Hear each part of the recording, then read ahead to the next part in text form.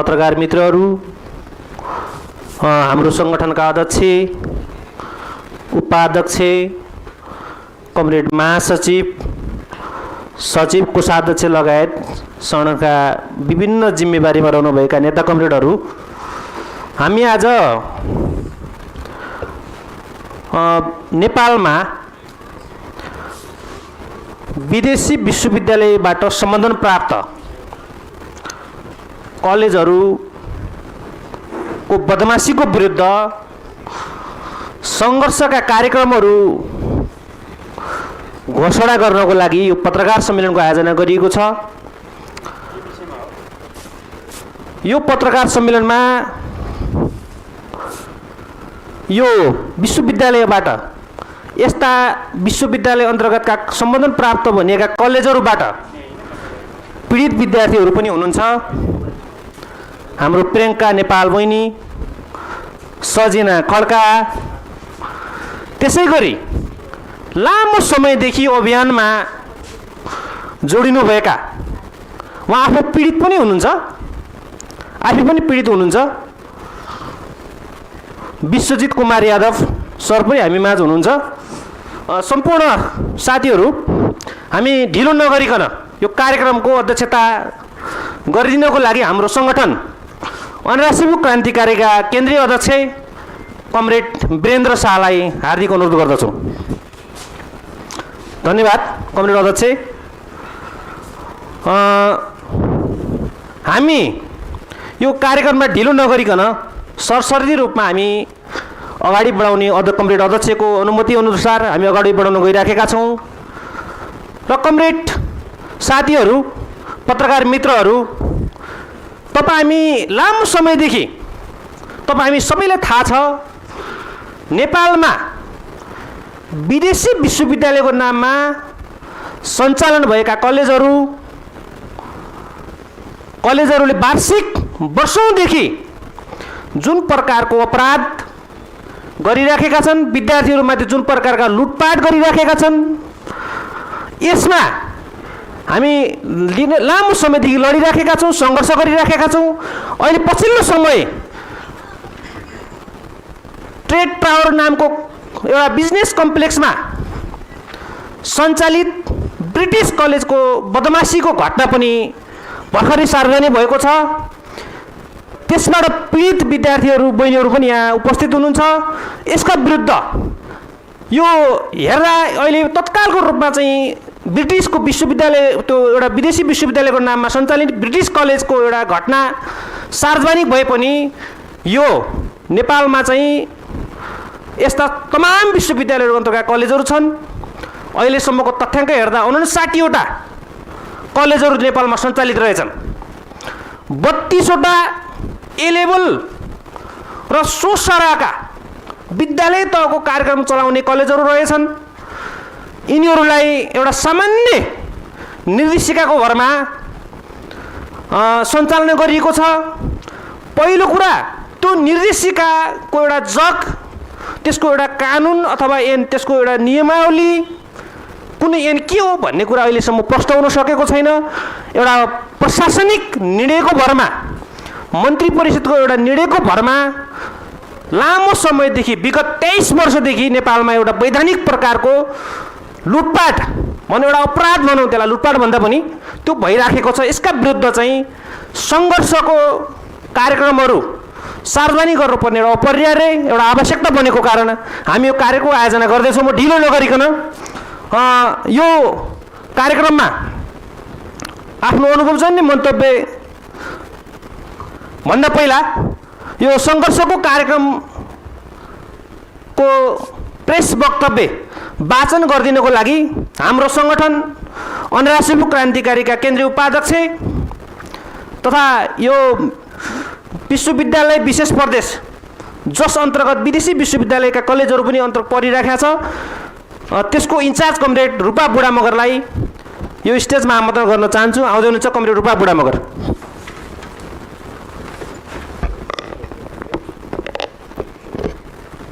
धन्यवाद कमरेडलाई।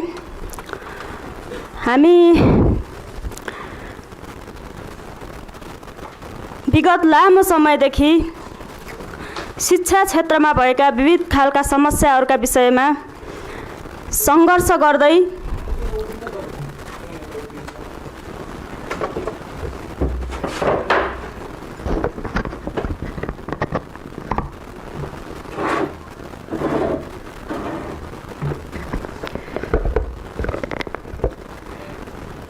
गर्दै हामी निरन्तर विद्यार्थीहरूका आवाजलाई लिएर अगाडि बढिराखेका छौँ। आज हामी विदेशी विश्वविद्यालयका समस्याहरू र त्यस विश्वविद्यालयबाट प्रभावित विद्यार्थीहरूका समस्याहरूका विषय, आम अभिभावकहरूका विषयमा हामीले पत्रकार सम्मेलन मार्फत सार्वजनिक गर्दै थप हाम्रा केही कार्यक्रमहरू घोषणा गर्ने कार्यक्रम आयोजना गरेका छौँ। म यो कार्यक्रमका अध्यक्षता ग्रहण गरिराख्नुभएका हाम्रो सङ्गठनका केन्द्रीय अध्यक्ष कमरेड, यो कार्यक्रममा उपस्थित हाम्रो सङ्गठनका पदाधिकारी कमरेडहरू, पीडित विद्यार्थी र पत्रकार मित्र र सम्पूर्ण यो हलमा उपस्थित सम्पूर्ण हाम्रो सङ्गठन अखिल क्रान्तिकारी केन्द्रीय समितिको तर्फबाट स्वीकार्नुहोस् क्रान्तिकारी अभिवादन। यसका विषयमा थप अध्यक्ष कमरेडले नै राख्नुहुनेछ। म सरसर्ती हाम्रो कार्यक्रम घोषणाको विषयमा तयार पारिएको विज्ञप्ति पढेर मात्रै म तपाईँहरूको माझमा सुनाउँछु। अखिल नेपाल राष्ट्रिय स्वतन्त्र विद्यार्थी युनियन क्रान्तिकारी केन्द्रीय समिति, उपस्थित पत्रकार मित्रहरू, विद्यार्थी साथीहरू, आदरणीय अभिभावक तथा जनसमुदायहरू र दर्शक श्रोताहरू सम्पूर्णमा न्यानो अभिवादन। आज हामी विदेशी सम्बोधन प्राप्त कलेजहरूमा राज्य समेतको संरक्षणमा चलिरहेको ब्रह्मलुट, त्यसभित्रको शोषण, दमन र षड्यन्त्रको भण्डाफोर गर्न हाम्रो सङ्गठनको विद्यार्थी जागरण अभियान अन्तर्गत यस पत्रकार सम्मेलनमा उपस्थित भएका छौँ। कानुनी आधार बिना नै सरकारले फितलो किसिमको निर्देशिका बनाई विदेशी सम्बोधन प्राप्त कलेजलाई नेपालमा विद्यार्थीहरूमाथि ठगी धन्दा चलाउन खुल्ला अनुमति दिएको कुरा तपाईँ हामी सामु छर्लङ्गै छ। यसरी खुलेका विदेशी सम्बोधन प्राप्त कलेजहरू र तिनका दलाल कन्सल्टेन्सीहरूले अन्तर्राष्ट्रिय शिक्षाको आवरणमा नेपालका विद्यार्थीहरूलाई लुटिराखेको, विद्यार्थीहरूको भविष्य बर्बाद पारिराखेको, राज्यको कानुन निर्लज्ज रूपमा कुल्चिराखेको परिवेशमा हाम्रो सङ्गठनले लुटिनु परेका आम विद्यार्थीहरूको अभिभावक र मुलुकप्रति जिम्मेवार विद्यार्थी सङ्गठनको हैसियतले यो पत्रकार सम्मेलन आयोजना गरेको छ।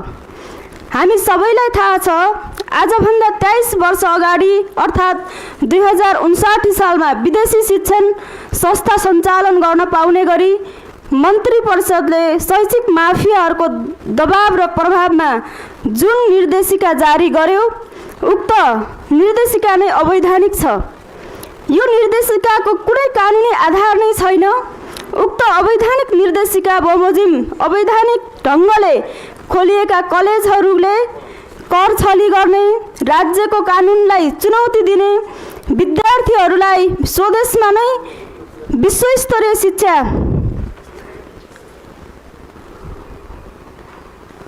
विदेशमा आकर्षक रोजगारी र सुनौलो भविष्यको भव्य सपना देखाई विद्यार्थी आधा करोडभन्दा बढी रकम असुल गर्ने, प्रति विद्यार्थी आधा करोडभन्दा बढी रकम असुल गर्ने जस्ता धन्दा चलाइरहेका छन्। नेपालमा विभिन्न प्रलोभनमा पारी भर्ना गरिएका विद्यार्थीहरूलाई कन्सल्टेन्सीको भूमिका निर्वाह गर्दै विदेशमा पठाएर त्यहाँ फोर्स लेबर गर्न बाध्य पारिरहेका छन्। अझ खतरनाक कुरा, राज्यको नियामक निकाय नै यस अपराधको मौन समर्थक मात्र होइन, कतिपय अवस्थामा सक्रिय साझेदार बन्न पुगेको छ। यही बदमाशीको बढ्दो र चरम नमुना द ब्रिटिस कलेजको विषयमा देखिएको छ। सरकारी छानबिन समितिबाटै यसको बदमाशी स्पष्ट भइसकेको हुँदाहुँदै पनि कारबाहीका लागि सरकार आनाकानी गरिरहेको छ। त्रिभुवन विश्वविद्यालयले समेत अवैध समकक्षता प्रदान गरिरहेको छ। अधिकांश कलेजहरू अवैध तरिकाले बनेको फितलो निर्देशिका विपरीत सञ्चालनमा रहेका छन् र त्यस्तो कलेजमा अधिकांश कार्यक्रमहरू एफिलिएसन अर्थात् सम्बन्धन अन्तर्गत नभई कोल्याबोरेसन अर्थात् सहकार्य मार्फत सञ्चालन गरिएको देखिन्छ। कुनै पनि कलेजले विद्यार्थीलाई छात्रवृत्ति दिएको छैन, मनलाग्दी विद्यार्थी भर्ना गर्ने गरिएको छ, कलेजमा पारदर्शिताको पूर्ण अभाव छ, कलेज प्रशासनले गुण्डागर्दी गर्ने र राज्य संयन्त्र प्रयोग गरी झुट्टा आरोपमा विद्यार्थीलाई धरपकड गर्ने गरिएको छ, ख्याति प्राप्त विश्वविद्यालयबाट सम्बन्धन लिएको प्रचार गरेर विद्यार्थीबाट पैसा असुल्ने र अर्कै कोर्स पढाउने गरिएको छ। यस अवस्थामा पनि राज्य मौन छ। विद्यार्थीले हामी ठगियौँ भन्दै गुहार माग्दा न्याय होइन, कुरा मिलाउन सुझाव दिइन्छ। यसरी नेपालको राज्य संयन्त्र डलरको अगाडि लाचार भएर घुँडा टेकेको कटु सत्य आज छर्लङ्ग भएको छ। अझ भन्ने हो भने यस्ता कलेजहरू शैक्षिक अपराधको अखडा बनेका छन् भने राज्य मुखदर्शक। यसरी राज्यको मिलेमतोमा भइरहेको ठगी र नेपाली विद्यार्थीमाथि गरिएको आर्थिक मानसिक शोषणको अन्त्यका निम्ति सङ्घर्ष गर्नु र विद्यार्थीहरूको अधिकारको रक्षा गर्नु अनिवार्य हुन गएको छ। नेपालका युवा पुस्तामाथि गरिएको यस किसिमको हमला र अन्तर्राष्ट्रिय शिक्षाको नाममा गरिएको सङ्गठित अपराध एवं मानव तस्करीको जालो अविलम्ब बन्द गर्न नेपाल सरकार र सम्बन्धित कलेज सञ्चालकहरूलाई हाम्रो सङ्गठन स्पष्ट चेतावनी दिन चाहन्छ। विद्यार्थीहरूको भविष्य लुट्ने, राज्यको कानुन किन्ने र युवा विद्यार्थीको सपनामा आगो लगाउने कुरा हाम्रो सङ्गठनलाई मान्य छैन। यस्ता कलेजहरूको नियमन व्यवस्थापन गर्न तथा विश्वका उत्कृष्ट 500 भित्र पढ्ने विश्वविद्यालयहरूको सम्बन्धन प्राप्त कलेजहरूलाई मात्रै सञ्चालन अनुमति प्रदान गर्ने गरी वैधानिक कानुन बनाउन र त्यस्तो कानुन नबनिन्जेलसम्म विद्यार्थी भर्ना प्रक्रिया रोक्न नेपाल सरकारसँग जोडदार माग गर्दछ।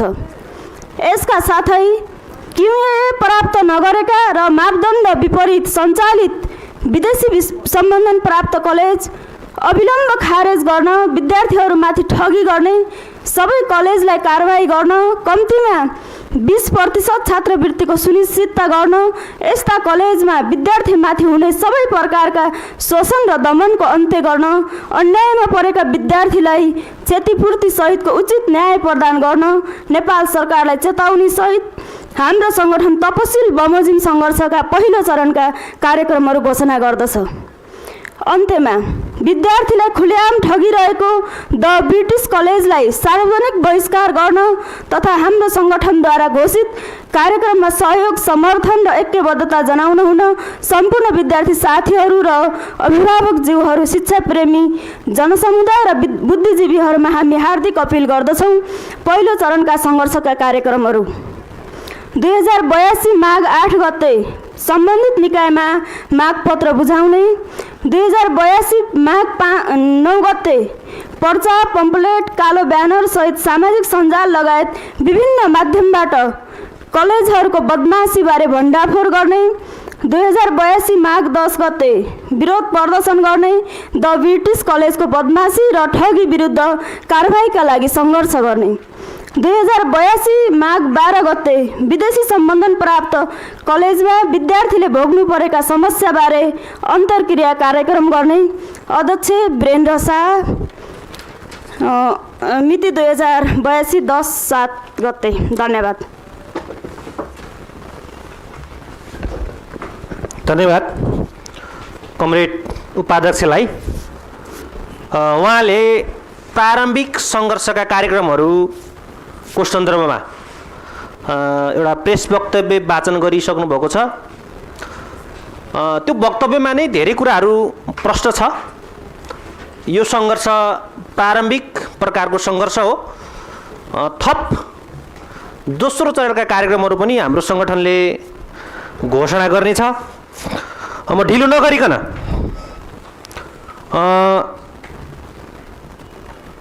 यहाँ एकजना यो लामो समयदेखि विदेशी विश्वविद्यालय योसँग सम्बन्धित कन्सल्टेन्सीहरूको बदमासी यिनीहरूको अपराधको विषयमा लामो समयदेखि अध्ययन गरिराख्नु भएको छ, लडिराख्नु भएको छ, सङ्घर्ष गरिराख्नु भएको छ। उहाँलाई म यो स्टेजमा आमन्त्रण गर्दछु। विश्वजित कुमार यादव सरलाई आफ्नो विषयवस्तु राखिदिनको लागि म हार्दिक अनुरोध गर्दछु।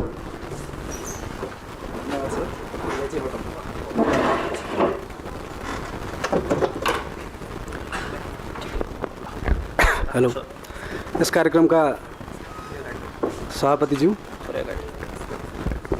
हेलो, अब सुनियो। यस कार्यक्रम का सभापति ज्यू, मञ्चमा आसीन साथीहरू तथा यहाँ उपस्थित सम्पूर्ण पत्रकार मित्रहरू लगायत अन्य सबै सुनिराख्नु भएको र हेरिराख्नु भएको साथीहरूलाई सबभन्दा पहिले यो जाडो महिनामा न्यानो अभिवादन गर्न चाहन्छु। म पहिले प्रोफेसनल मान्छे थिएँ। म पहिले ब्याङ्किङ सेक्टरमा काम गर्थेँ। ब्याङ्किङमा, इन्स्योरेन्समा, फाइनेन्स सेक्टरमा काम गरेको मान्छे। पढ्नको लागि पोहोर साल दुबई गएको है, युएई गएको र म नेपाल सरकारको शिक्षा मन्त्रालयबाट स्वीकृति लिएर गएँ। नेपाल सरकारको शिक्षा मन्त्रालयबाट स्वीकृति लिएर युएई को एउटा युनिभर्सिटीमा पढ्न गएको। हेर्नुहोस्, त्यो युनिभर्सिटीको नाम थियो ब्रिटिस युनिभर्सिटी। हुन नेपालमा पनि ब्रिटिस कलेज छ, नाम मिल्दोजुल्दो छ, तर त्यो संस्था र यो संस्था फरक हो है।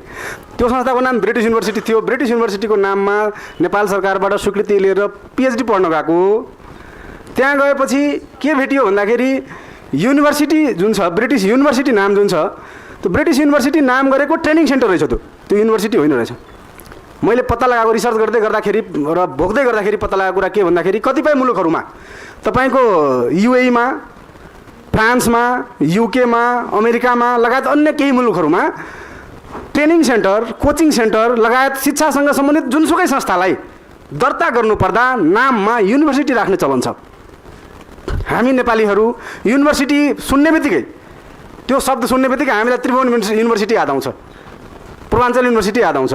हामीलाई युनिभर्सिटीको लाइसेन्सिङमा क्वेसन गर्ने कुनै बानी नै छैन कि नेपालीहरूलाई, आदत बानी नै छैन, क्वेसनै गरिँदैन हामीलाई, गर्दैनौँ हामी।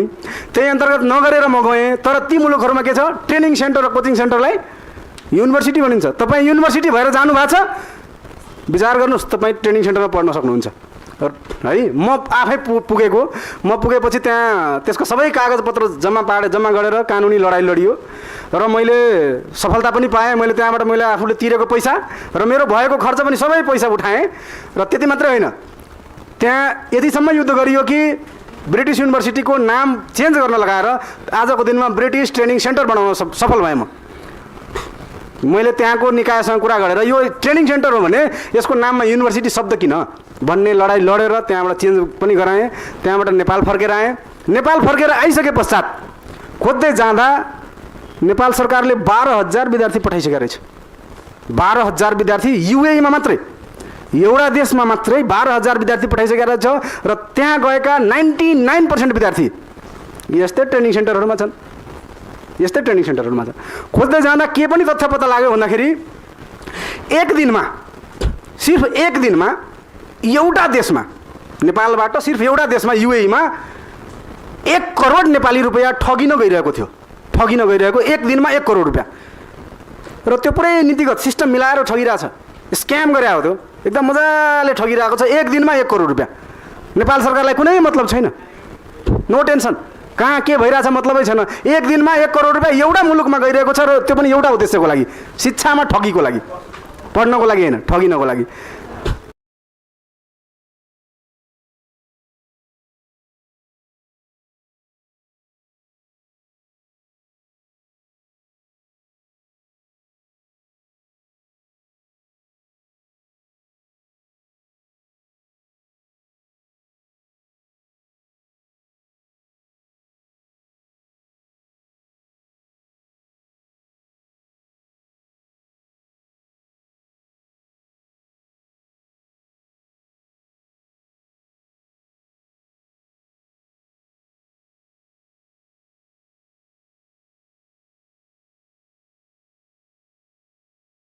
भाषामा डेफिनेसन सुनाउन चाहन्छु है।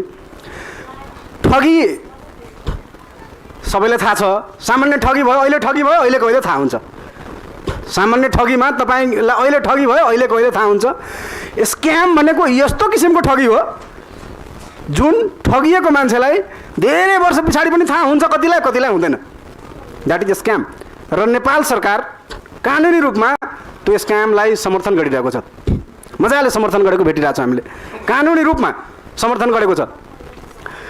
अब कहाँसम्म स्क्याम भएको छ, म विदेशमा गएर नेपाली विद्यार्थी ठगिन्छ भनेर अभियान सुरु गरेको हो। मेरो अभियानको नाम स्क्यान द स्क्यामर्स हो है साथीहरू।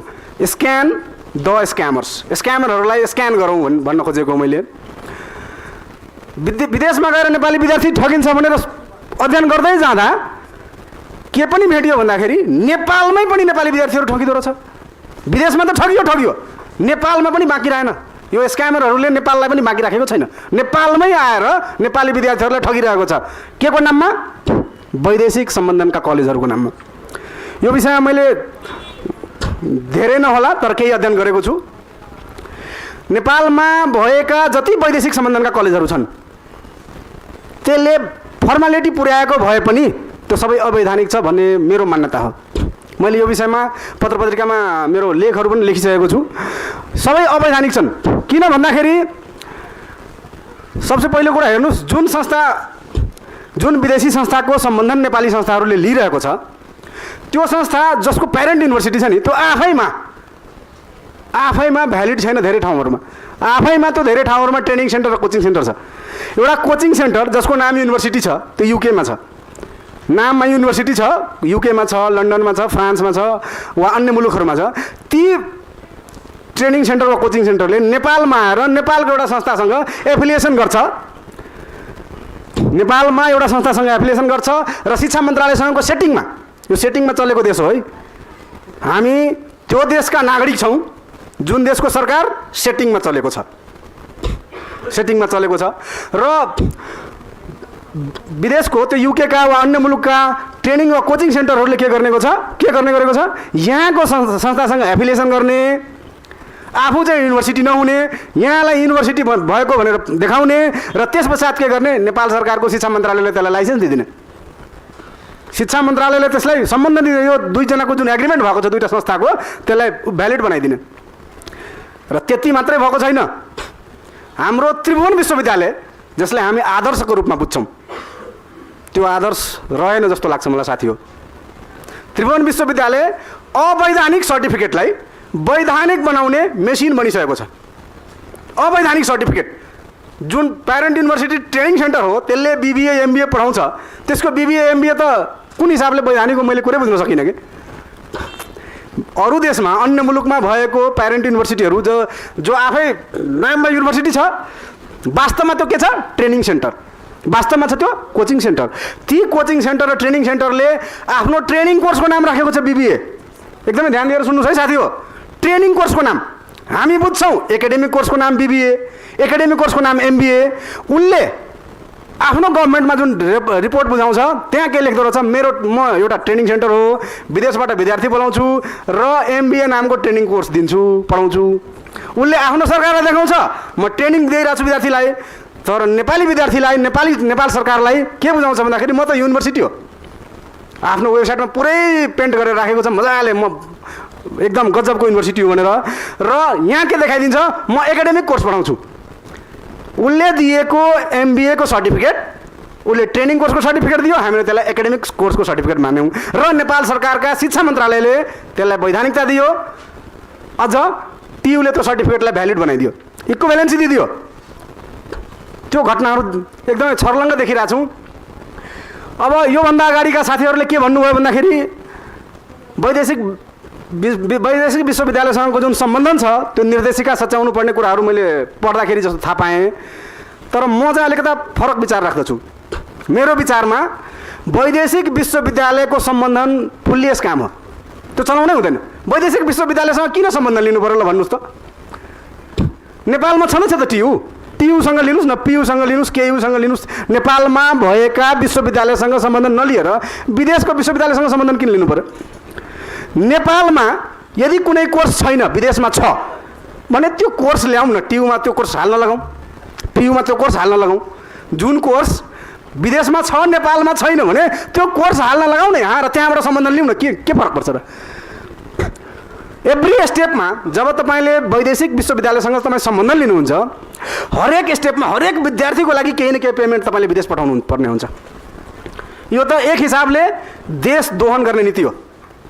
मैले तपाईँलाई केभन्दा अगाडि केही बेर अगाडि सुनाएँ 1 करोड एक दिनमा, त्यो त दुबईमा मात्रै गइरहेको थियो। नेपालबाट पैसा भाग्ने, पैसा दोहन हुने धेरै बाटाहरू छन्, धेरै छिद्रहरू नेपाल सरकारले तयार पारेर राखिदिनु भएको छ।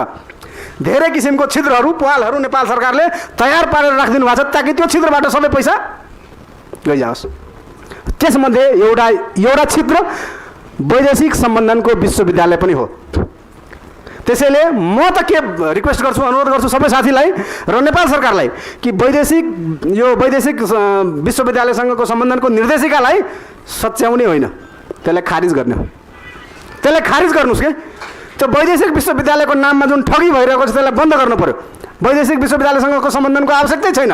त्यो कोर्स ल्याउँ, बरु विज्ञ पठाउँ, 1 जना 2 जना अध्ययन गर्ने मान्छे पठाउँ। जुन देशको जुन कोर्स तपाईँलाई मन परेछ, अझ आजको दिनमा मान्छे नै पठाउनु पर्दैन। इन्फर्मेसन टेक्नोलोजीको युग भइसकेको छ, सबै कुरा इन्टरनेटमा पाइन्छ। इनकेस नपाइएका छ भने तपाईँ मान्छे पठाउनुहोस्, त्यो कोर्स त्यहाँबाट एडप्ट गरेर सिकेर पढेर आओस् र त्यो कोर्स यहाँ लागू होस्। तर लाइसेन्स त्यसको किन लिनु पर्यो ल भन्नुहोस् त। त्यो वैदेशिक विश्वविद्यालयको लाइसेन्स लिने प्रथा, लिने सिस्टम पुरै देश दोहनको लागि लागेको निर्देशिका मात्रै हो। देश दोहनको, देशको एउटा छिद्र, धेरै छिद्रहरूमध्येको एउटा छिद्र त्यो पनि हो, पैसा भगाउने छिद्र। त्यसैले म यो अनुरोध गर्छु कि यो निर्देशिकालाई खारेज गर्नलाई नेपाल सरकार लगायत यहाँ उपस्थित सम्पूर्ण साथीहरूले यो निर्देशिका खारिज गर्नको लागि अभियान चलाउँ भन्ने मेरो अनुरोध छ।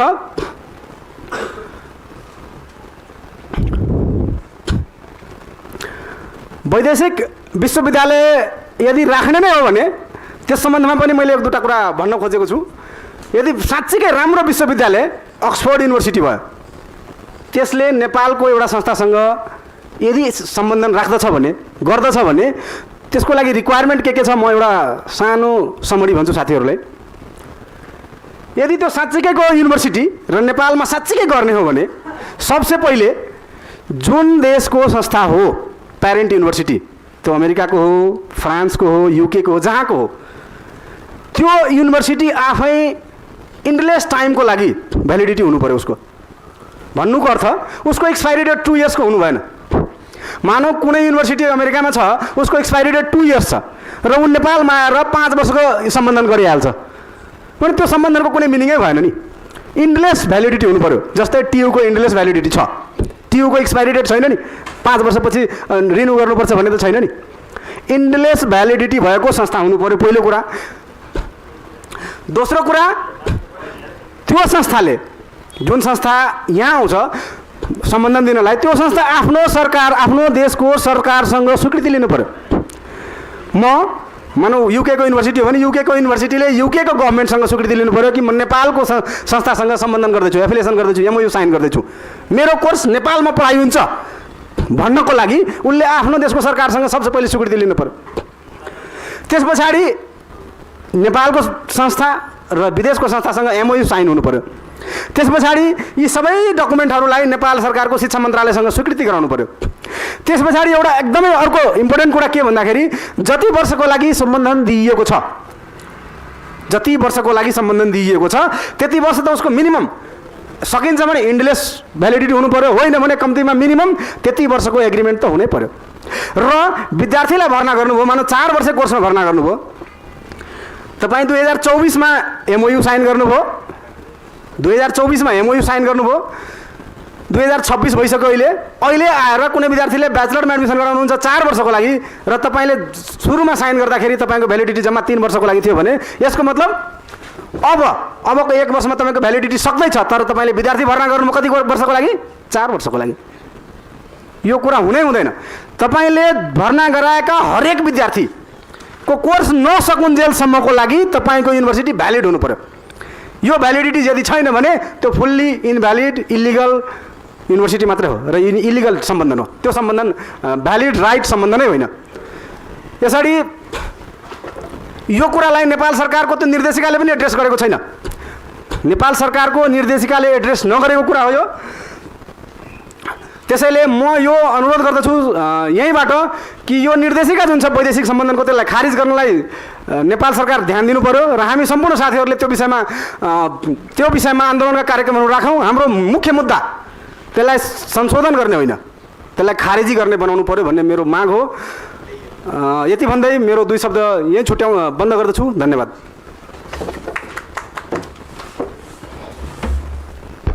धन्यवाद। अभियन्ता स्क्यान द स्क्यामर का संयोजक विश्वजित कुमार यादव सरलाई उहाँले भने जस्तै यो देशको संविधान, नीति, नियम, कानुन र मूल त संविधान भन्दा नै माथि भएको रहिराखेको 23 वर्षदेखि त्यो ठाउँमा भइराखेको जुन प्रकारको निर्देशिका छ, विदेशी विश्वविद्यालयका कलेजहरूको नियमन गर्ने निर्देशिका 2059, त्यसको संशोधन होइन, त्यसको खारेज हुनुपर्छ भन्ने कुरा उहाँले राखेर जानुभएको छ। त्यो एकदमै महत्त्वपूर्ण कुरा छ। म ढिलो नगरिकन म योसँग सम्बन्धित हाम्रो ब्रिटिस कलेजमा अध्ययनरत जुन लामो समयदेखि आन्दोलन गरिराख्नु भएको छ, केही महिनादेखि, त्यसको एउटा अभियन्ता सतीश साल चाहिँ उभिनु भएको छ। त्यसमध्येको सजिना खड्का बहिनीलाई म यो स्टेजमा आफ्नो कुराहरू राख्दिनको लागि, आफ्नो अनुभूतिहरू राख्दिनको लागि म आमन्त्रण गर्दछु। आउँदै हुनुहुन्छ सजिना खड्का।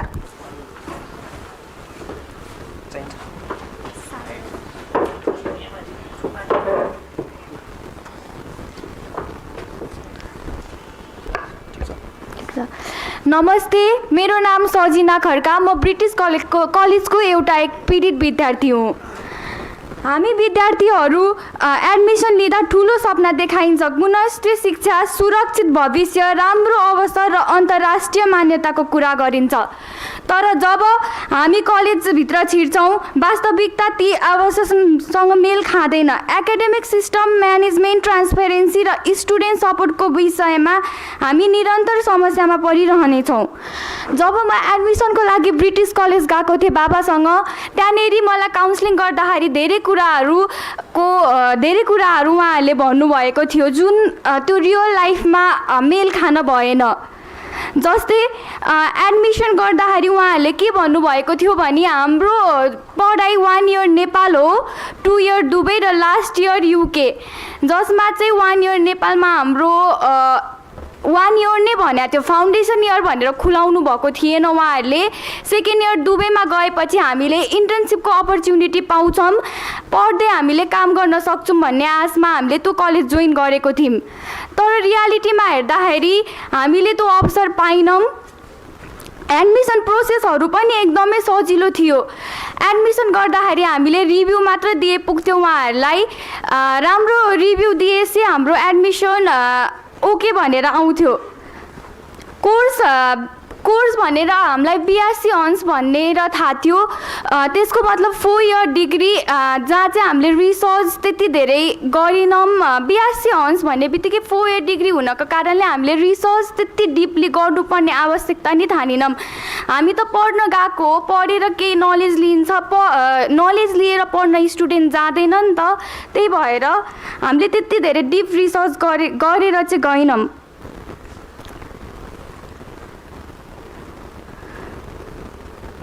हामीले जब एल्युमिनीहरू देखाउनु कलेजको भनेर उहाँहरूलाई भन्यौँ, उहाँहरूले हामीलाई त्यो केही पनि देखाउनु भएन। अहिले चाहिँ उहाँहरूले टेलिपोर्टरहरू ल्याएर देखाइराख्नु भएको छ उहाँहरूको पेजमा, जुन चाहिँ हामीले पहिलेदेखि माग गरेको कुरा थियो। हामीले यो मिटिङहरू राख्नु अघि, हामीले यहाँ सोसियल मिडियामा आउनु अघि हामीले उहाँहरूसँग धेरै मिटिङहरू गरिसकेको थियौँ कलेजमा। फर्स्ट स्टार्ट हामीले हाम्रो फ्याकल्टीबाट गरेको थियौँ, जो उहाँ चाहिँ हाम्रो सिनियर हुनुहुन्छ, प्रोग्राम कोअर्डिनेटर। उहाँले हामीलाई सुरुमा हामीले क्वेसन सोद्धाखेरि यो मैले तपाईँहरूलाई भन्ने होइन, तपाईँहरू मसँग यसको एन्सर छैन, तपाईँहरू गएर अरूसँगै बुझ्नुहोस् भनेर दिनुभयो। यो कलेज यहाँ हामीले 1 इयर राखेको एसाइनमेन्टहरू सिकाउन हो, तपाईँहरूलाई पछि दुबई गएर राम्रो भविष्य सेभिङ गराउन हो भनेर भन्नुभयो। दुबई TWI-मा निश्चलपुरी सर हुनुहुन्छ, जहाँ धेरै हरासमेन्टको केसहरू स्टुडेन्टले भएको भन्दाखेरि पनि उहाँलाई अहिलेसम्म कारबाही गर्न सकेको छैन कलेजले। हाम्रो बाहिर जान IELTS र PT चाहिँदैन, लेबर कार्ड बनाइदिनुहुन्छ। स्टुडेन्ट भएर लेबर कार्ड बनाइदिन किन आवश्यकता छ भन्ने क्वेसन पनि यहाँ आउँछ एउटा। 48 क्लासेस पर इयर हुन्छ। फिज भने हाम्रो फर्स्ट इयरमा 2,15,000 हुन्छ नेपालको लागि, अनि दुबईमा 7,50,000 पर इयर। डिभाइड 48 क्लासमा डिभाइड गर्दाखेरि 7,50,000 इन्टु 48 डिभाइड गर्दाखेरि 15,625 हुन्छ पर क्लासको। त्यो त एकदमै राम्रो होइन नि त। हामीले पर क्लासको 15,625 त तिरेर राम्रो क्वालिटी एजुकेसन भएको भए, एउटा राम्रो शिक्षा भएको भए ओके भन्ने थियो। तर उहाँहरूको एउटा मात्र 7वटा सब्जेक्ट तर एउटा मात्र teacher. Workshop, tutorials, multiple lectures यो केही पनि छैन। 15 आवर्स अ विक क्लास मात्रै छ।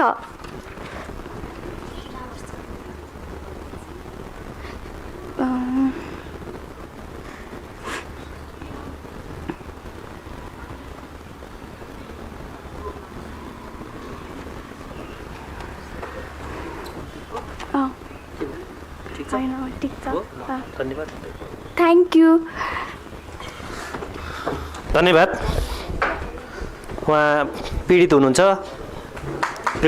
The British college, the British group अन्तर्गत सञ्चालित ब्रिटिस कलेजको पीडित विद्यार्थी सजिना खड्काज्यूलाई धन्यवाद दिँदै, त्यसै गरी म ढिलो नगरी त्यसै कलेजमा अध्ययनरत विद्यार्थी, पीडित विद्यार्थी प्रियङ्का नेपालज्यूलाई पनि आफ्नो अनुभूति जन्ने विषयवस्तुहरू राखिदिनको लागि म यो स्टेजमा आमन्त्रण गर्दछु।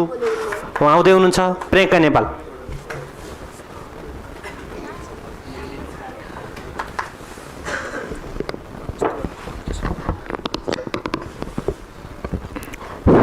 हेलो, नमस्कार सम्पूर्णमा। मेरो साथीले धेरै जसो सबै कभर गरिसक्यो। हामी विद्यार्थीहरू चाहिँ डिग्री भन्ने बित्तिकै पेरेन्ट्सहरू सबैलाई डिग्री चाहिन्छ। डिग्री नभएको मानिस अहिले पहिलाको नागरिकता नभए मानिस जस्तै भइसके। डिग्रीको पछाडि हामी यति साह्रो लागिसक्यौँ। फरेन ब्रान्डिङको नाममा हामी विदेशीले जे बेचे पनि हामी पचाउँछौँ क्या। नेपालको यति राम्रो राम्रो कुरा हुँदा पनि होइन, फरेनको नाम आउने बित्तिकै हामी लोभिन्छौँ। त्यस्तै लोभिने विद्यार्थीमध्ये एक विद्यार्थी म पनि हो। र विदेश पढ्न जाउँला भनेर सोचेर विदेश अप्लाई नगरौँ, अब कलेजको राम्रो इन्स्टिट्युसनबाट गरौँ। द ब्रिटिस कलेजहरू, फरेन अफिलिएटेड कलेजहरू यस्तो स्क्याम हो भन्ने हामी कोही विद्यार्थीलाई थाहा थिएन। हामी यस्तो न्युजहरू पनि बेसी हेर्दैन थियो होइन। अनि हामी हस्पिटालिटी बिजनेस म्यानेजमेन्ट स्टुडेन्ट भएपछि हामी सधैँ इभेन्ट्सहरूतिर, रमाइलो ट्राभलहरूतिरै हामीलाई ध्यान हुन्छ, बेसी ब्रान्डिङहरूतिर त्यस्तैतिर ध्यान हुन्छ। त्यही भएर चाहिँ हामी ब्रिटिस कलेज आइपुग्यौँ। अनि फर्स्ट इयर नेपालमा पढ्ने, त्यस पछाडि हाम्रो मोबिलिटी प्रोग्राम अनुसार हामीलाई BSc Huns under graduate degree, जस्तै मेरो साथीले भन्नुभयो हामी 4 इयर डिग्री पढ्छौँ नै भनेर हामीले सोचेका थियौँ। र सरलाई हाम्रो प्रोग्राम कोअर्डिनेटर सर, जुन चाहिँ हाम्रो HBM ग्रेजुएट नै हुनुहुन्छ कलेजको, अनि उहाँलाई चाहिँ हामीलाई देखाएर you are on good hands भनेर भन्नुभएको थियो। हामीले कति क्वेसन गऱ्यौँ, हामीले प्रश्न त गर्थ्यौँ तर हामीलाई अलिकति ठुलै प्रश्नहरू हामीलाई आउँदैन थियो। हामीलाई इभन प्रश्न गर्न पनि आउँदैन थियो। हामीले सिनियरहरू सोध्यौँ, एल्युमिनी ट्र्याकिङहरू गर्ने। सिनियरहरूले के गर्दै हुनुहुन्छ, कसले कता काम गर्दै हुन्छ दुबईमा पनि सोधेको। सरहरूले 2022मा इस्टाब्लिस भएको हो, नयाँ सिनियरहरू गइरहेको छ, उनीहरूलाई राम्ररी इङ्ग्लिस आउँदैन र उनीहरूले 1-2जनाले राम्रो ठाउँमा काम पाएका छन् र तिमीहरूले पनि पाउनेछौ, तिमीहरू राम्रो सिक्दै गर भन्नुभयो। र म र मेरो साथीले त हामीले त राम्ररी इन्टर्नसिपहरू पनि गरिरहेको थियौँ, धेरै ठाउँमा कामहरू पनि गरिरहेको थियौँ अर्गनाइजेसनमा। त्यस पछाडि हाम्रो सिनियरहरू हामीलाई चाहिँ कलेज जोइन गरेपछि डाइरेक्टली सेकेन्ड सेमिस्टरमा मर्ज गराइदिनु भयो, सिनियरहरूसँग पढाइदिनु भयो। स्टुडेन्ट्स नपुगेर टिचरहरूले त अब एकैचोटि 2टा सेक्सन बनाउनु भएन हामीलाई। स्टुडेन्ट्स नपुगेको हुनाले गर्दाखेरि त सेकेन्ड सेमिस्टरमा डाइरेक्ट मर्ज गरेर पढ्दा पनि म चाहिँ टपर भएको थिएँ। अनि म एक टपर हुनुको नातामा चाहिँ मेरो साथीहरूले मलाई सहयोग माग्यो। अनि सहयोग माग्दा चाहिँ म के गर्ने, म त सक्दैन भनेर हामी क्वेसन सोधौँ न त, रिपोर्ट बनाऊँ भनेर साथीहरूसँग हामी त पुरा युनिटी त सुरुमा यसरी केही डिभाइड एन्ड रुल केही भएको थिएन। युनिटी भएर अनि हामी सबैले छानबिन गर्न थाल्यौँ। सिनियरको रिपोर्ट लिएर लु दुबईको कलेज कस्तो रहेछ, कन्सल्टेन्सीहरूसँग गएर बुझौँ न त भनेर बुझ्दाखेरि कन्सल्टेन्सीमा फाउन्डेसन इयरको 1 इयरको क्रेडिट ट्रान्सफर हुन्छ, सर कता गराइदिनुहुन्छ भनेर यसो पेपर देखाएको त यो स्क्याम चाहिँ हामीलाई देखायो, तर अरूलाई चाहिँ नदेखाऊ, तिमीहरूको आफ्नै बेइज्जत हुन्छ भनेर भन्नुभयो कन्सल्टेन्सीहरूले। हामी त सक्ड भयो, किन भन्दाखेरि त हामीले राम्ररी इन्भेस्टिगेसनै गरेर रहेन रहेछ, हामी त सबै स्क्याममा परेर रहेछ भनेर। अनि त्यस पछाडि हामीलाई थाहा भयो। अब गुहार चाहिँ कहाँ माग्ने त भन्दा सुरुमा हामी स्टुडेन्ट्स हाम्रो फ्याकल्टीलाई मागौँ भन्यौँ। गुरु भनेको त हामीलाई त रास्ता देखाउने मानिसहरू हो भनेर हामीले सुरुमा हाम्रो 5वटा फ्याकल्टीलाई नै सोध्यो। अनि 5वटा फ्याकल्टीले चाहिँ हामीलाई यस्तो साइलेन्ट हामीले केही भन्न मिल्दैन, हामी आफ्नो एकाडेमिक पढाउने हो भन्नुभयो। हाम्रो एकाडेमिक पढाउँदा पनि हाम्रो फ्याकल्टिजले चाहिँ हामीलाई सिलेबसहरू, लिङ्क्सहरू, बुक्सहरू केही हुँदैन थियो, आफ्नै प्रेजेन्टेसनहरू बनाउनु हुन्थ्यो अनि हामीलाई ग्रुपमा पठाउनु हुन्थ्यो। त्यसमा पनि हामीलाई धेरै क्वेसन्स थियो क्या। जब 20 पेज स्लाइड पढेर 20वटा स्लाइड पढेर हामीले के गर्छौँ सर एउटा होल सेमिस्टरमा, होइन 200वटा स्लाइड पढेर पो 20वटा स्लाइडको एक्जाम दिने हो त भनेर भन्दाखेरि उल्टै हामीलाई गाली गर्ने क्या। प्रश्न सोध्न नै यहाँनिर गाली खाइने। प्रश्न त हामीले धेरै सोधेका हौँ, हामीसँग त प्रश्न मात्रै छ कि उत्तरै छैन। हामी उत्तर माग्दै हिँड्न थाल्दै अनि त्यस पछाडि हामी मिनिस्ट्री अफ एजुकेसनमा पुग्यौँ। मिनिस्ट्री अफ एजुकेसनमा गएर यस्तो पेपरहरू त हामीले फाइलहरू, एभिडेन्स, सरकारले गर्नुपर्ने काम हामीले धेरै गरेर हामीले एभिडेन्स धेरै बुझायौँ। अनि एभिडेन्स बुझाउँदाखेरि पनि हामीलाई रिपोर्टले अझै पीडितलाई के 100वटा पीडित आएपछि मात्रै बोल्ने, हामी त 8-10वटा पीडित त गइसकेका थियौँ। 40जना पीडित छौँ हामी एचबिएमकै स्टुडेन्ट्सहरू। इभन कम्प्युटर साइन्स एसिसिएको धेरै पीडितहरू 2012देखिको पीडित आउनु भएको छ क्या। 400वटा कम्प्लेन हामीले आफै रेजिस्टर गराएको हो क्या। त्यही पनि अहिलेसम्म एक्सन केही पनि छैन। अब त नि पहिला त कमाउन पेरेन्ट्सहरूलाई खुसी दिनको लागि देश छोड्न मन लाग्थ्यो, अब चाहिँ देशको यो विधि देखेर यो सेटिङहरू देखेर देश छोड्न मन लाग्यो क्या। अब साँच्चीकै देश बस्न चाहिँ एकदमै गाह्रो भइसक्यो क्या। कति ठाउँ गुहार मागिसक्यौँ, हामीले उजुरी नदिनु चाहिँ एकदमै ठुलो गल्ती गरेका रहेछौँ, होइन। अब स्टुडेन्ट्सहरूले रिफन्ड पाइरहेको थियो, हामीलाई चाहिँ म भन्दा पनि हामीमा थियो कि, किनकि पासमा त्यत्रोले गल्ती भएर त्यत्रो अन्याय भएको हामीले देखिसक्दाखेरि हामीलाई जति नै रिफन्ड दिए पनि हरेक रिफन्डको एउटा टाउको स्टुडेन्ट्सहरू हुने थियो क्या। फ्युचरमा त्यो सेम कुरा दोहोरिने वालामा थियो क्या। हामी फेरि आफै पढ्न जान सक्छौँ, हामीलाई रिफन्ड पनि चाहिएन, तर कलेजले गल्ती स्वीकार्नु पर्यो। कलेजले विज्ञप्ति निकालिरहनु भएको छ विदाउट स्ट्याम्प एन्ड सिग्नेचर, होइन। हामी मन्त्रालय त धारामा बसेर सरलाई अझ छड्के हानेर अनि हाम्रो ओपन इन्टरभ्यू आफै क्यामेरा खोलेर पनि गरायौँ क्या। हामीलाई ऋषि धमला सर, नेसनल मिडिया जस्तो सरले पनि कलेजको मात्रै कुरा सुनिदिएर यत्तिकै प्राइम टेलिभिजनमा हालिदिइरहनु भएको छ। मलाई मिडियासँग पनि त्यस्तो विश्वास उड्न छोड्यो क्या, फल्स नेरेटिभ लगाएर। अब म आफै नै जर्नलिजम मिडिया बन्छु भन्ने जस्तो लागिसक्यो, पढ्छु जस्तो लाग्न थालिसक्यो क्या। हामीले सिआइबीहरू आउनुहुन्थ्यो, आउटड्रेसमा छानबिन गर्नुहुन्थ्यो, लेख्नुहुन्थ्यो, जानुहुन्थ्यो, पुलिसहरू आउनुहुन्छ, त्यस पछाडि उल्टै स्टुडेन्ट्सलाई टाउकोमा हान्नुहुन्छ, पेटमा हान्नुहुन्छ, स्टुडेन्ट युनियनहरूलाई हानेर त्यो घाउहरू भएको हजुरहरूले देख्नुभयो। अनि अब न्याय कता माग्ने त, कति बोल्नु कि हामी पढ्नुपर्ने विद्यार्थीहरू। यहाँदेखि उता के भन्नु, म त साँच्ची भनेको नेपालको कानुन दैवले जानुन नै भन्न लागिसक्यो। मलाई इरिटेटै भइसक्यो। अब डिग्री त गरिन्छ, होइन, पढिन्छ, होइन, तर यो डिग्रीले के दिइरहेछ त हामीलाई? यो डिग्री कस्तो खालको डिग्री हो? विज्ञहरू सबै चुप लागिरहनु भएको छ। विज्ञहरू सबजना त स्क्यामको विज्ञ हुनुहुँदो रहेछ र तपाईँहरूको चुप्पीले न्याय ल्याउँदैन क्या। प्लिज बोलिदिनुहोस् विज्ञहरू, म यहाँभन्दा उता केही बोल्न सक्दिनँ। धन्यवाद।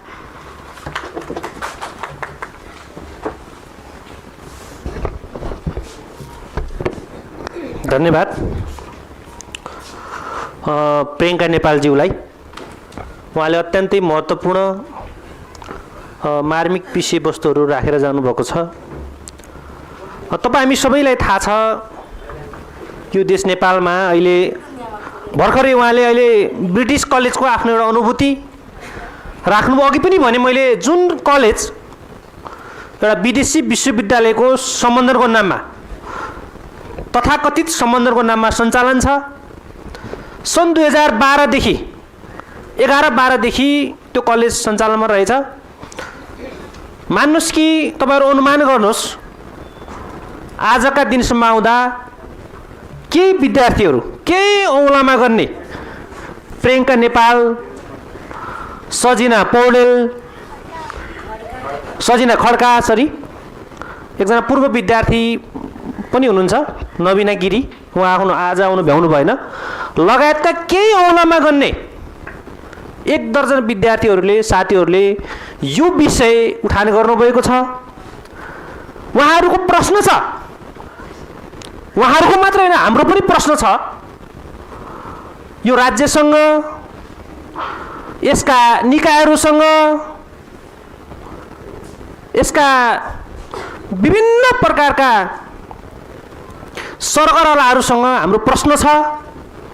के अपराध कहिलेसम्म? के आम विद्यार्थीहरू जुन यो विदेशी डिग्रीको नाममा अथवा विदेशी विश्वविद्यालयको शिक्षा दिने नाममा दिनदहाडै लुटिएका छन्, ठगिएका छन्। त्यति मात्र होइन, यस्ता संस्थाहरूले मानव तस्कर जस्तो अपराध गरिराखेका छन् र त्यो अपराधको यो राज्य त्यसको संरक्षक बनिराखेको छ, त्यसको मौन समर्थन गरिराखेको छ। जुन विषयहरू, जुन अनुभूतिहरू हाम्रो विद्यार्थी साथीहरूले भर्खरै तपाईँहरूमाझ राखेर जानुभएको छ, म ढिलो नगरिकन यो कार्यक्रममा, यो सङ्घर्षको घोषणा कार्यक्रमको आफ्ना विषयवस्तुहरू राखिदिनको लागि त्यो घोषणा कार्यक्रमहरूको बारेमा थप हाम्रो प्रेस वक्तव्यमाथि प्रकाश पारिदिनको लागि, स्पष्ट पारिदिनको लागि हाम्रो सङ्गठन अनुराशिव क्रान्तिकारीका केन्द्रीय अध्यक्ष कमरेड वीरेन्द्र शाहलाई म स्टेजमा आमन्त्रण गर्न चाहन्छु। आउँदै हुनुहुन्छ कमरेड वीरेन्द्र शाह।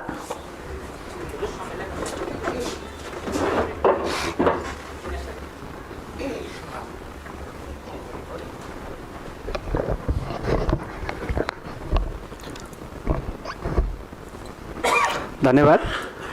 हाम्रो गौरवशाली सङ्गठन अखिल क्रान्तिकारी केन्द्रीय समितिको आयोजनामा विदेशी सम्बन्धन प्राप्त क्याम्पसहरूको बदमासीका विरुद्ध सङ्घर्षको कार्यक्रम हामी घोषणा गर्दैछौँ र यो सङ्घर्षको घोषणा कार्यक्रममा सहभागी पीडित विद्यार्थी साथीहरू र यो कार्यक्रममा सहभागी पत्रकार साथीहरू लगायत हाम्रो सङ्गठनका सबै कमरेडहरूमा हाम्रो सङ्गठन अखिल क्रान्तिकारी केन्द्रीय समितिको तर्फबाट यहाँहरू सबैमा न्यानो क्रान्तिकारी अभिवादन पेश गर्न चाहन्छु। अब यहाँ मोटामोटी विषयवस्तुका हिसाबले म यसलाई धेरै लामो भन्दा पनि छोटोमा केही विषयहरू यहाँ राख्छु। हाम्रो सङ्गठन अखिल क्रान्तिकारी नेपालको शिक्षा क्षेत्रमा आमूल रूपान्तरणका लागि निरन्तर लडिराखेको छ भन्ने कुरा मलाई लाग्छ सबैलाई ज्ञात नै छ।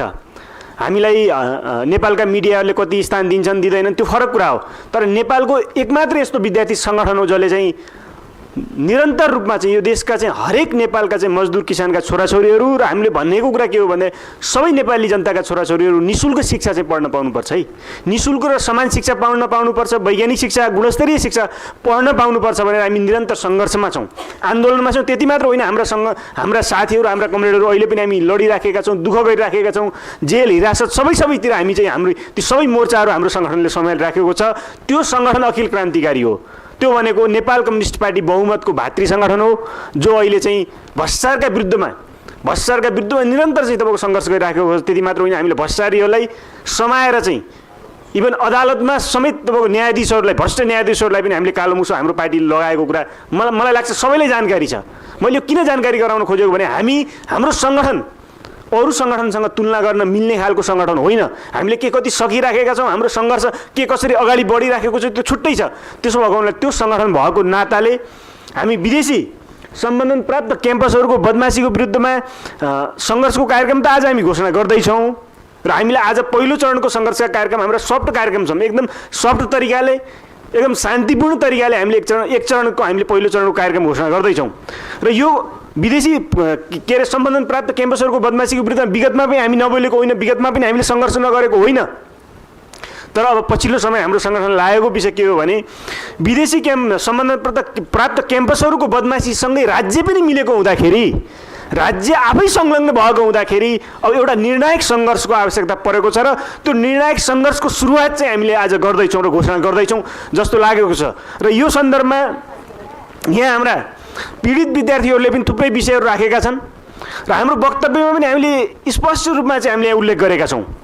विदेशी सम्बन्ध प्राप्त क्याम्पसहरू कुन आधारमा चाहिँ नेपालमा सञ्चालित भइराखेका छन्, यसको कानुनी आधारहरू के हो, यसको वैधानिकताको आधारहरू के हो, यो सबै विषयहरू हामीले यहाँ उठाइराखेका छौँ। त्यो मात्र होइन, जसरी यिनीहरू यहाँ चलिराखेका छन्, जसरी विदेशी सम्बन्धन प्राप्त क्याम्पसहरू चलिराखेका छन् र जसरी यिनीहरूले दादागिरी गरिराखेका छन्, यिनले जसरी हेपिराखेका छन्, यसले हामीलाई के अनुभूति भएको छ भने यी क्याम्पसहरूको दादागिरी, यिनीहरूको बदमासी र यिनीहरूको बदमासी यतिसम्म कि हामीले सुन्यौँ ब्रिटिस क्याम्पसको एउटा घटना, एउटा क्याम्पसलाई यो देशको सरकारले कारबाही गर्न सक्दैन। ल हेर्नुहोस् त, यो कति दयनीय अवस्था हो।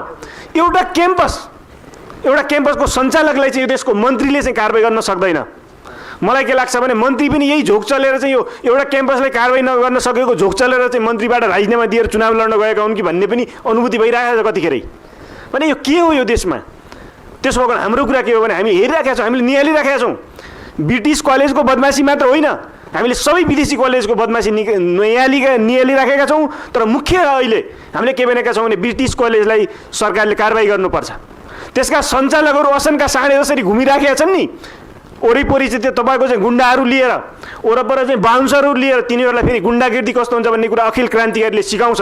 यो कुरा पनि म यो पत्रकार सम्मेलनबाट घोषणा गर्न चाहन्छु। तिनीहरूको दादागिरी जसरी विद्यार्थीहरूलाई हेपेको हामीले हेरेका छौँ, विद्यार्थीहरूलाई बाउन्सर लगाएर चाहिँ कलेजबाट लखेटेको पनि हामीले देखेका छौँ।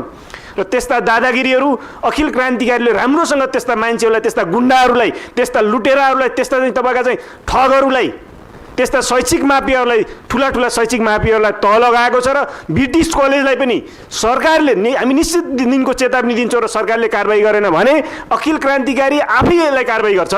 अखिल क्रान्तिकारीका नेता कार्यकर्ताहरूले त्यसलाई कारबाही गर्छन्। बरु हामी जेल बस्न तयार छौँ, बरु हामी हिरासत बस्न तयार छौँ। तर नेपालका कुनै पनि विद्यार्थीहरूको आँसु बगेको अखिल क्रान्तिकारीले हेर्न सक्दैन।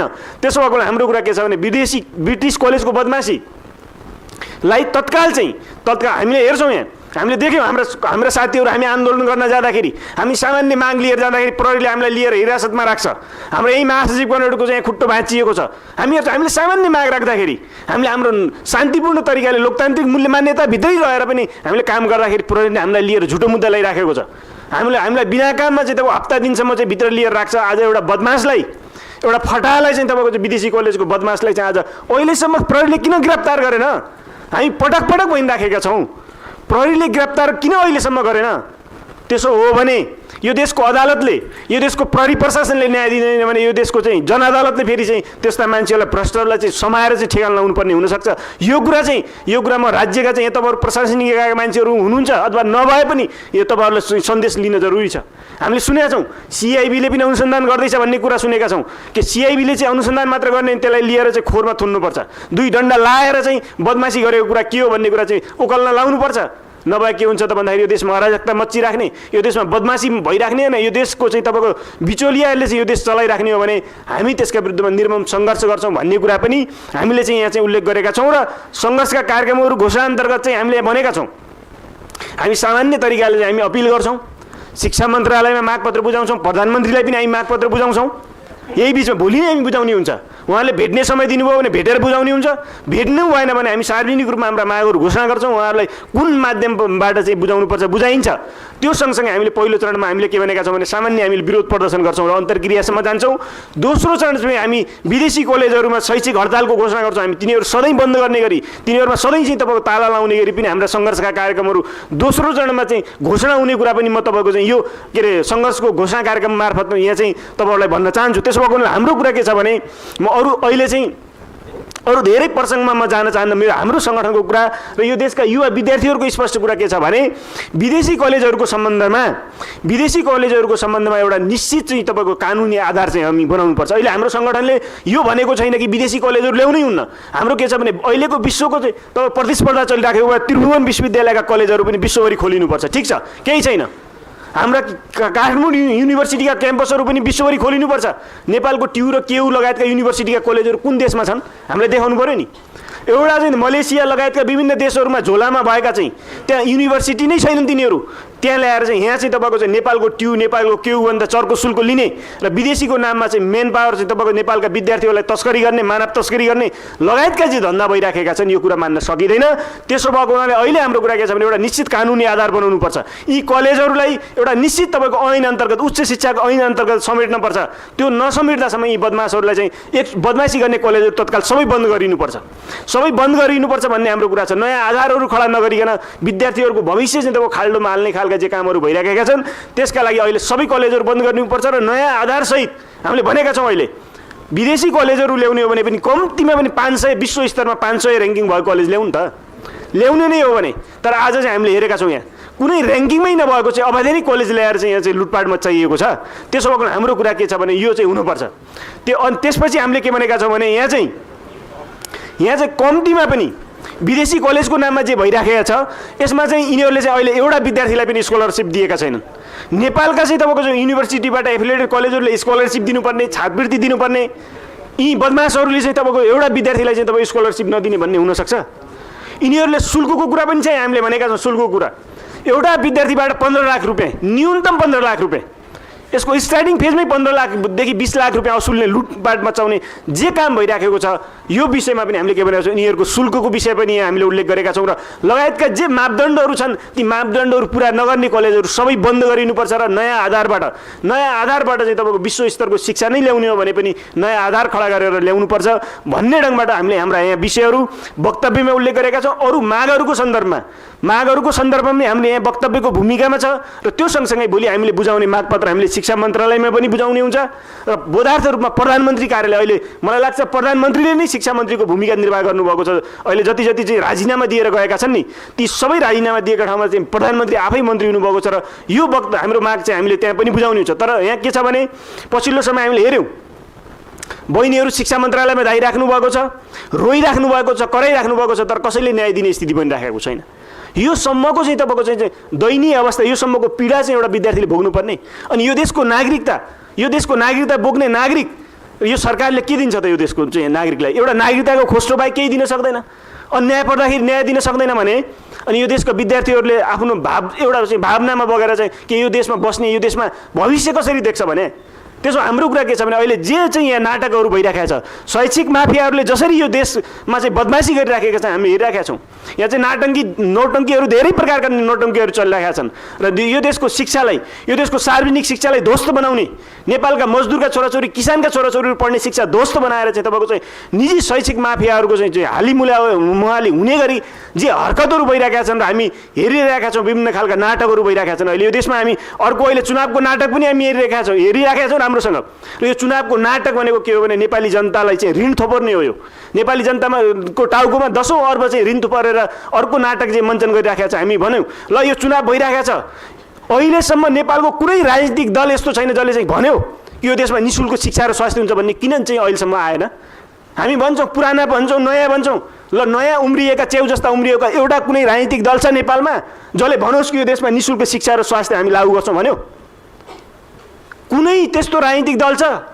अनि के चुनावको नौटङ्की हो? तपाईँहरूले लेखेको संविधानमा फेरि निःशुल्क शिक्षा भनिएको छ। यी कुनै पनि राजनीतिक दलले चाहिँ आफ्नो घोषणापत्रमा पनि यो देशमा यी 5 वर्षमा चाहिँ म निःशुल्क शिक्षा र स्वास्थ्य दिन्छु भन्न सक्छ? अनि यो देशका जनताहरूलाई चाहिँ तपाईँको भेडा सम्झेर यो देशका जनताहरूलाई चाहिँ मूर्ख बनाएर सामाजिक सञ्जालबाट मान्छेहरूको दिमागहरू भुटेर आफ्नो पछाडि भिड लगाएर चाहिँ लुटपाट मचाउने जो अर्को खालको यो पनि एउटा स्क्याम हो। जनताको दिमागलाई चाहिँ तपाईँको चाहिँ ह्याक गरेर जनताको दिमागलाई चाहिँ तपाईँको डाइभर्ट गरेर अर्को यो चुनावको चाहिँ स्क्याम भइरहेको छ, यसले पनि यो देशलाई निकास दिँदैन। किनकि यो प्रसङ्ग यहाँ मैले भन्न खोजेको यो पनि यहाँ जोडिएको छ विषय। त्यसो भएको हाम्रो कुरा के छ भने यो देशमा शिक्षा र स्वास्थ्य निःशुल्क नहुँदासम्म यो देशका चाहिँ शैक्षिक माफियाहरूको बदमासीहरू जे सबै कुरा चाहिँ शिक्षा क्षेत्रमा भएको चाहिँ बदमासीहरूको चाहिँ निर्मूल नहुँदासम्म र शिक्षा क्षेत्रको आमूल रूपान्तरण नहुँदासम्म अखिल क्रान्तिकारी निरन्तर लडिराखेको छ, लडिआएको छ। अहिले पनि हामी सबै कम्युनिटीहरूको टाउकोमा धेरै प्रकारका मुद्दाहरू छन्। हामी कुनै पनि हालतमा विचलित हुन तयार छैनौँ। ब्रिटिस कलेजको चाहिँ बदमासी छ, यस्ता कलेजहरू सबै कलेजहरूको चाहिँ बदमासी छ, यिनका विरुद्धमा अखिल क्रान्तिकारीले आज घोषणा गरेको कार्यक्रमहरूलाई यो कसैले यो नसोचोस् कि यी कार्यक्रमहरू सामान्य यिनीहरूले चाहिँ खेलाची गरेका छन्, अन्तर्क्रिया घोषणा गरेका छन्, सामान्य विरोध प्रदर्शन भनेका छन्। यो एउटा खालको सङ्घर्ष, एक प्रकारले अर्को युद्धको घोषणा पनि हो यी बदमासहरूका विरुद्धमा, यी माफियाहरूको विरुद्धमा। यो कुरा पनि यिनीहरूले बुझिराखेको हुन्छ। त्यसो भएको हुनाले अखिल क्रान्तिकारीले आजदेखि जे सङ्घर्षको घोषणा गरेको छ यसमा सबै पीडित विद्यार्थीहरू मात्र होइन, सबै आम अभिभावकहरू, पत्रकार साथीहरू लगायत सबैको हामीले चाहिँ एकबद्धता खोजेका छौँ। र मैले भने अन्तिममा मैले अर्को कुरा पनि म सम्झेँ कि अहिले पत्रकारहरूको विषयमा चाहिँ विषय आइराखेको छ। हामीले हेऱ्यौँ ब्रिटिस कलेजको फन्डा आइराख्दाखेरि, ब्रिटिस कलेजको बदमासीको तपाईँको चाहिँ घटनाहरू हुँदाखेरि कुनै एउटा राष्ट्रिय मिडियाले मलाई लाग्छ न्युज बनाएको देखिएन। के हो यो? के तपाईँहरू यो देशका मिडियाहरूको चाहिँ हरकत के हो यो? उल्टो मैले देखेँ कान्तिपुर लगायतको मिडियाले चाहिँ ब्रिटिस कलेजको पक्षमा लेखेको मैले यहाँ देखेको छु। एउटा चाहिँ ब्रिटिस कलेजको बदमासले विद्यार्थीलाई झुकाएर उल्टै पैसा दिने लगायतका विभिन्न खालका भिडियो रेकर्डिङ गरेको विषयलाई ठुलो फन्डाको रूपमा बनायो। उसले के भन्छ भने आन्दोलन गर्ने विद्यार्थीहरूले त पैसाको बार्गेनिङ गर्यो भन्ने ढङ्गबाट चाहिँ त्यहाँ उसले चाहिँ मिडियाले चाहिँ न्युज बनाउँछ। कान्तिपुर जस्तो मिडियाले त्यो धन्दा गर्छ। तर आज यी विद्यार्थीहरू, पीडित विद्यार्थीहरूसँग प्रमाणहरू छन्। कुन मिडियालाई प्रमाण चाहियो? हामी प्रमाणको चाहिँ तपाईँको चाहिँ एक थेली प्रमाणहरू हामी दिन सक्छौँ, तर एउटा मिडियाले चाहिँ न्युज लेख्दैन। के तिनका छोराछोरीहरू चाहिँ पीडित भएको भए न्युज लेख्थे कि लेख्दैनन् भन्ने प्रश्न पनि यहाँ उठ्छ। यहाँ त्यसो भएको मेरो कुरा के छ भने सबै मिडियाका साथीहरूलाई, यो अन्यायका विरुद्धमा सबै मिडियाका साथीहरूलाई, आम अभिभावक र यो राज्यका सबै निकायका मान्छेहरू सचेत भएर यो न्याय दिने दिशातिर अगाडि बढाएनन् भने हामीले के भनेका छौँ भने शिक्षा मन्त्रालयका पनि बदमासहरू छन्। यहाँ शिक्षा मन्त्रालयका मान्छेहरूको पनि बदमासी छ। यहाँ हामी अध्ययन गरिराखेका छौँ। यहाँ कोही मान्छे बाँकी रहेन। अखिल क्रान्तिकारीले कारबाही गर्नु पऱ्यो भने हाम्रो जीवन बरु जेलमै बित्छ।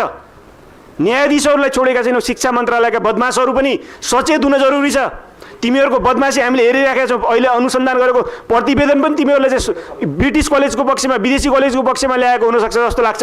तिमीहरूले सार्वजनिक गरेका छैनौ। यो सार्वजनिक गर्न जरुरी छ। र शिक्षा मन्त्रालयदेखि लिएर तपाईँको चाहिँ सामान्य तपाईँको चाहिँ जोसुकै पनि यो खालको चाहिँ स्क्याममा लाग्ने, विद्यार्थी ठगी धन्दामा लाग्ने बदमासहरूलाई अखिल क्रान्तिकारीले सङ्घर्षको प्रक्रियामा कारबाही गर्छ भन्ने विषयवस्तुसहित मैले चाहिँ आफ्नो भनाइ यहीँ टुङ्ग्याउँछु। हस्त अभिवादन, नमस्कार, धन्यवाद। धन्यवाद संघका अध्यक्ष कमरेड वीरेन्द्र शाहलाई। उहाँले महत्त्वपूर्ण विषयहरू वस्तुहरू राखेर गइसक्नु भएको छ। आगामी सङ्घर्षको कार्यक्रमको विषयमा हामी यो कार्यक्रमको अन्तमा छौँ। देश चुनावमै छ, तपाईँले पनि अनुभूति गरिराख्नु भएको छ। हामी केही थान मान्छेहरू यो रिपोर्टर्स क्लबको एउटा हलमा उपस्थित भएर यो देशमा भइराखेको शिक्षाको नाममा भइराखेको अपराधको विषयमा हामी सङ्घर्षमा छौँ। सङ्घर्षका कार्यक्रमहरूको घोषणामा आउँछौँ। त्यसो भएको हुनाले यसको सन्दर्भमा थुप्रै विषयहरू पनि आइसकेको छ। मलाई लाग्छ अघि पनि हामीले प्रश्नहरू राख्यौँ। हाम्रो प्रश्न राज्यसँग छ, यो राज्यका विभिन्न निकायहरूसँग छ, शिक्षा मन्त्रालयसँग छ, शिक्षा मन्त्रीसँग छ, ब्युरोक्रेसीसँग छ, सुरक्षा निकायहरूसँग छ, यो देशका मिडियाहरूसँग पनि छ। नेपालको संविधान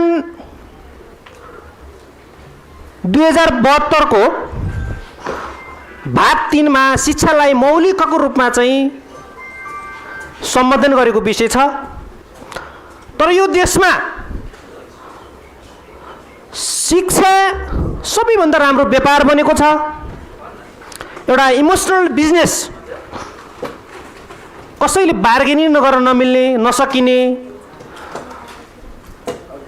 सबैलाई चाहिएको, त्यसैलाई यो देशका शासकहरूले, यो देशका दलालहरूले, यो देशका माफियाहरूले व्यापार गरिराख्ने एउटा वस्तुको रूपमा बनाइराखेको अवस्था छ। हामी त्यो आन्दोलन, तिनका विरुद्धको आन्दोलनमा हामी छौँ। हामी विदेशी विश्वविद्यालय नामका कलेजहरू, एउटा व्यापारिक पसलहरू थापेर नेपालमा जुन प्रकारको एउटा ब्रह्मलुट, जुन प्रकारको एउटा अपराधको पछिल्ला घटनाहरू पनि सार्वजनिक भइसकेका छन्। ब्रिटिस कलेजको विषय यहाँ हाम्रा विद्यार्थी साथीहरूले पनि यहाँ प्रश्न पारेर जानुभएको छ। यो ब्रिटिस कलेज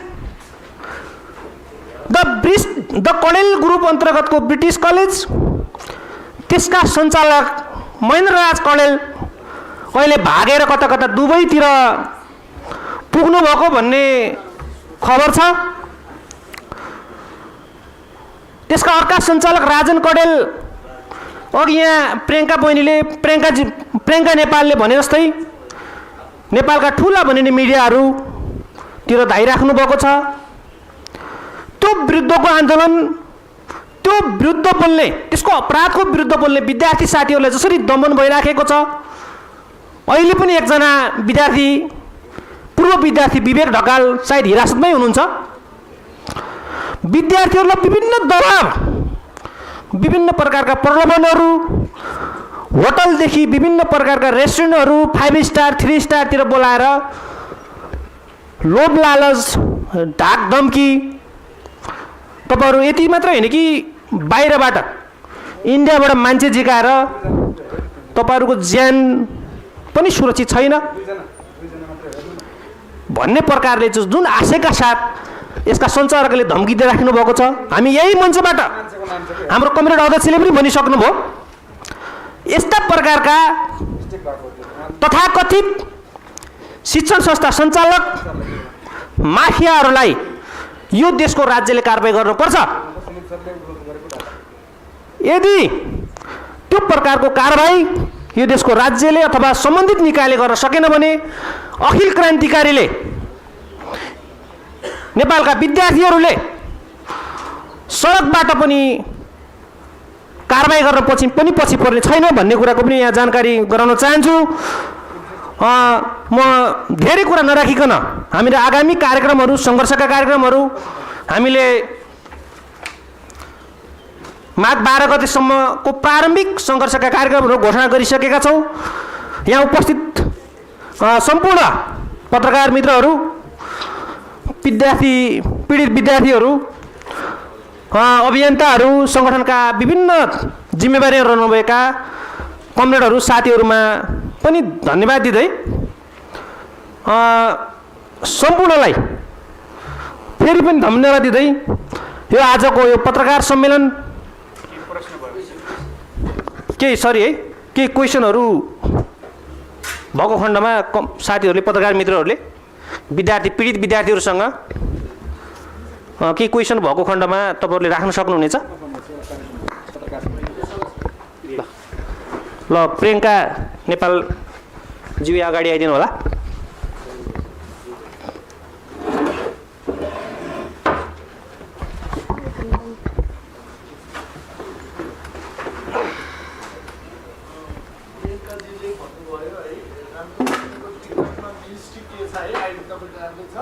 हजुर सर,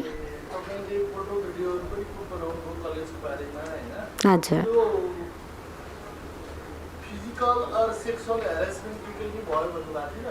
हजुर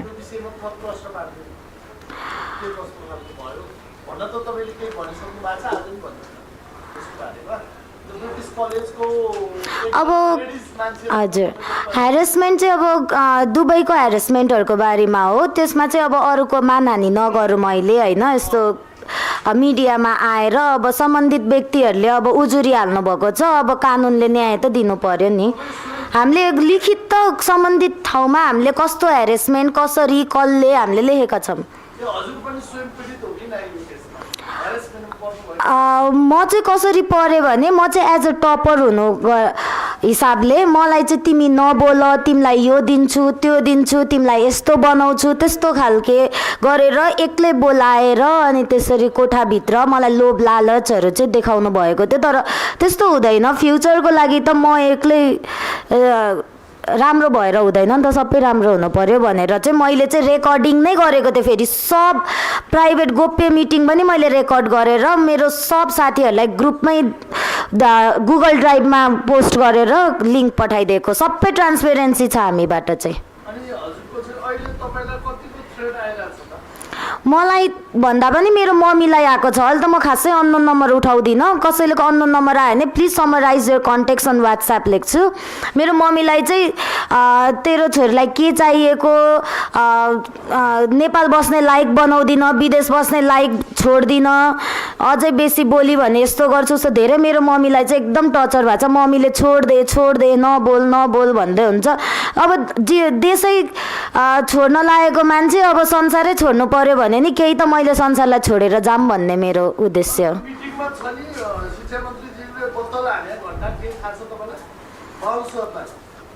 हजुर, त्यति बेला चाहिँ अब म चाहिँ अलिकति मेन्टल स्टेटमा थिइनँ, मैले भिडियो रिकलै गर्नुपर्छ।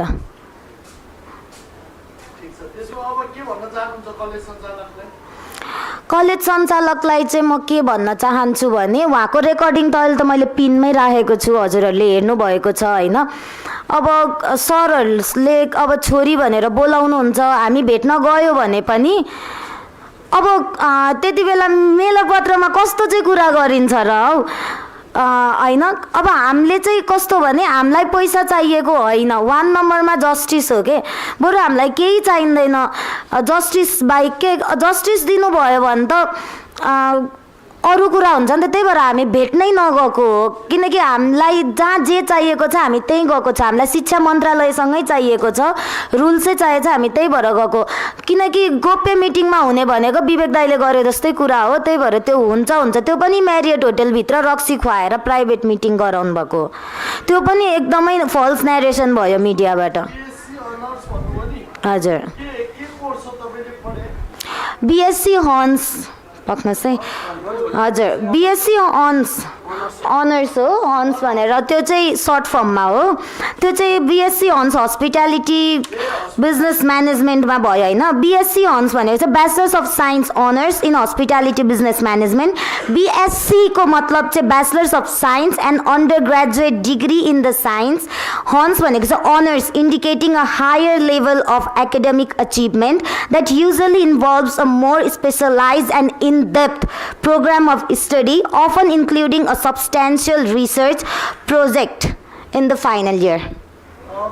So BSc Hons is considered superior to the general BSc मात्रै होइन। त्यो चाहिँ BSc Hons आफैमा 4 वर्ष अन्डर ग्रेजुएट डिग्री हो क्या। तर त्यसमा फाउन्डेसन, डिप्लोमा, टपअप कहाँबाट आयो त? टपअपको चेकलिस्ट कहाँ छ त? मैले चाहिँ फर्स्ट इयर चाहिँ भ्याएँ। छ हामीले स्क्याम भन्ने थाहा पायौँ। हामीलाई डर लागिरहेको थियो आवाज उठाउनको लागि। हामीलाई पनि आफ्नो टपरको कुर्सीको माया त थियो, तर त्योभन्दा पनि माया जनतामा थियो के, साथीहरूमा थियो, फ्युचरमा थियो, स्टुडेन्ट्समा थियो। अब त्यसमै असली जिन्दगीमा टप गरेन भने त्यो कागजको टप त के गर्ने, त्यो नि फेक कागज। अनि लास्टमा के भन्न चाहन्छु भने foreign uni affiliated college should be regulated by proper act and regulation, stop student exploitation and save student future. सबै मिडियालाई म एकदमै रिक्वेस्ट गर्न चाहन्छु स्टुडेन्ट्सको प्रति, हजुरहरूले आफै रिसर्च गर्नुहोस् र आफै लेख्नुहोस्। म हजुरहरूलाई न्यारेसन पनि दिन चाहन्न। धन्यवाद।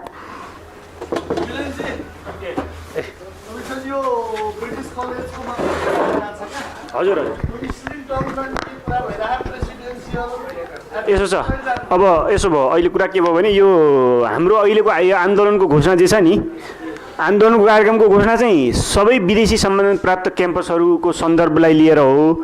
प्रसङ्गका हिसाबले अहिले सबैभन्दा जल्दो बल्दो मुद्दा चाहिँ ब्रिटिस कलेजको भएको र त्यहाँका विद्यार्थीहरू आफै आन्दोलनमा भएको हुनाले यो घटनालाई हामीले नोट गरेको विषय मात्रै हो होइन होइन विषय के भएको छ भने विषयहरू चाहिँ अब स्क्लिन्टनको कुरा पनि आइराखेको छ, त्यसपछि प्रेसिडेन्सियलको कुरा आउला, त्यसपछि यता आउँदाखेरि के अरे यहाँ छ नि यो सफ्टरिकाको विषय पनि आउला होइन, सबै कलेजहरूको विषय आउला। तर त्यहाँका विद्यार्थीहरू आफै खुलेर चाहिँ मुभमेन्टमा आइसकेको विषय होइन। तर नआए पनि विषयवस्तुका हिसाबले घटनाक्रमका हिसाबले सबै विषय जे ब्रिटिस कलेजको छ त्यो देखिएको छ, त्यसमा हामी अनुसन्धानमा छौँ, अध्ययनमा छौँ र त्यो सबै प्रक्रियामा हाम्रो के हुन्छ भने सङ्घर्ष अगाडि बढ्छ। यसमा तपाईँहरू सबैको साथ चाहिन्छ। यति मैले विषय राखेँ है। ल अब पत्रकार सम्मेलन पनि यहीँ समापन भएको घोषणा गरेँ, मैले नै गरिदिएँ ल, सञ्चालक हुँदैन ल।